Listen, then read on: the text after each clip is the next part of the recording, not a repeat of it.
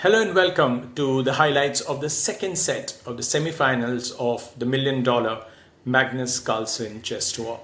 Well, as they say, champions make things happen in a way that only they can.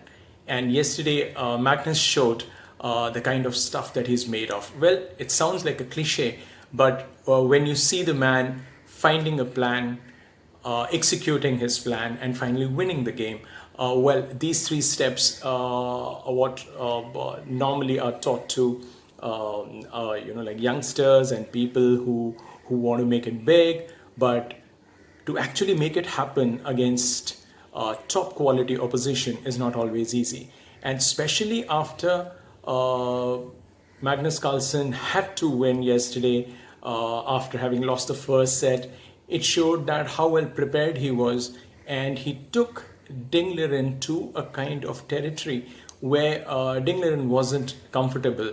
And what we saw at the end of the match was that it was simply a Magnus Carlsen show. Ding Liren wasn't even there. I mean, he was just reduced to play the supporting role. So yesterday, Ding Liren just didn't get a chance. He didn't get off the blocks in some sense, and Carlsen just dominated him to make it 1-1. And of course, this is a remarkable recovery from Magnus, but it also remains to be seen, has it actually dented Ding's confidence to an extent? Well, that will be known in the third set.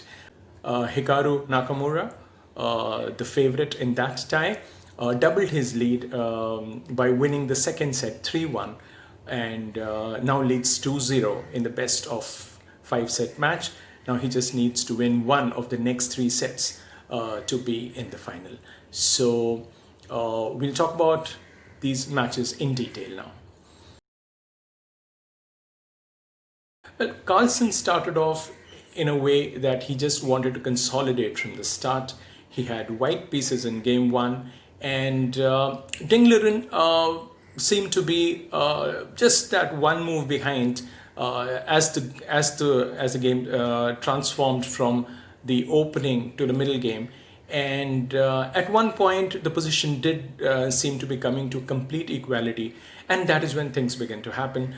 Ding Liren came up with a concept which later on, of course, Carlsen said that he wasn't very happy with that, and suddenly Magnus Carlsen gained a pawn, and thereafter just kind of consolidated his position, just kept getting better with every move. And in the words of Magnus, he said, well, everything looked just equal, and then from there onwards I just kept winning. He said, I reached a position where I didn't expect that I would be winning so soon, and that was kind of weird. And well, Magnus Carlsen moves from a position of strength to a winning position and calls it weird. And Magnus just won that position pretty well, pretty solidly, where he was looking in total control. And Ding Liren reached a point where he actually, he just gave up the match. He just didn't fight beyond a point because he saw the futility of it. With that confidence, he in fact went on to win the next one. This one was even weird because Magnus Carlsen reached a point where he offered Ding Liren his rook for a knight and still won because he had 2 extra pawns on the board. So it was quite solid in that sense.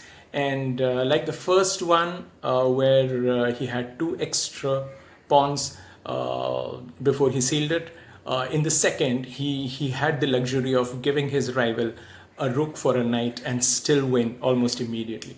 So this was the kind of blow that Magnus Carlsen dealt, and Ding Liren just didn't have any answers. Then came game 3 where Magnus Carlsen was playing white.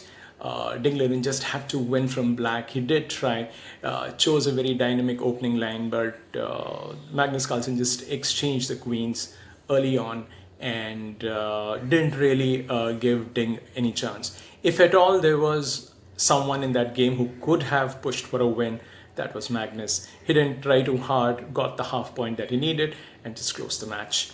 So 2.5 half coming after a loss. Well, Magnus just underscored his class yesterday. I mean, as I said, that this was a Magnus Carlsen show.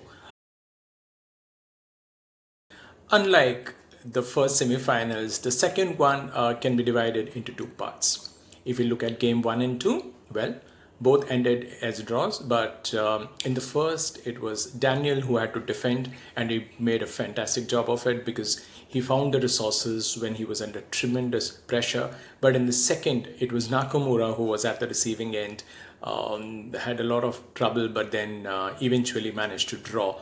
So after two well-fought draws, it turned out to be a one-sided affair in the second half of the match. What we saw in game 3 was Nakamura establishing an advanced pawn on the queen side, and just because of that advantage that he had, he went on to win the game. And in the fourth, Daniel was desperate because he just had to win that, offered a pawn. Nakamura accepted it and went on to win in 32 moves. So 3-1 margin, well, it is quite decisive, and that has also put Daniel in an unenviable position.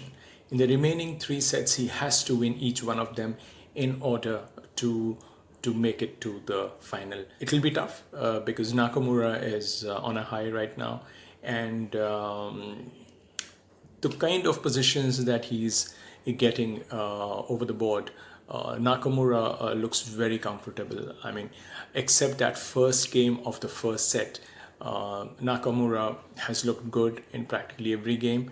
Although let's not forget that Daniel did manage to win game 4 with black pieces in the first set, but overall Nakamura never lost control of the match thereafter. But of course, as we saw in set 2, it was Nakamura who came out very, very strongly in the second half.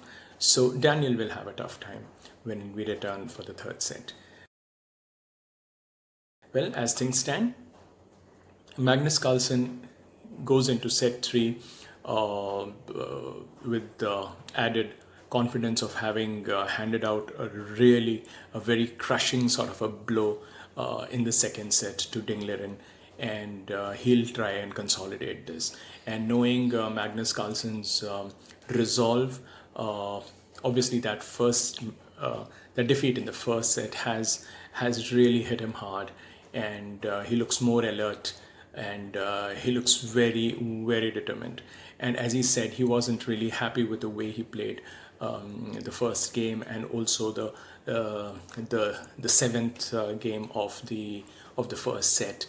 And thereafter, I think that's the kind of slap that he needed to wake up. Ding Liren will find it tough when we return, and of course Daniel has to win. He has no choice. So I'll be back with more tomorrow. Thank you for watching.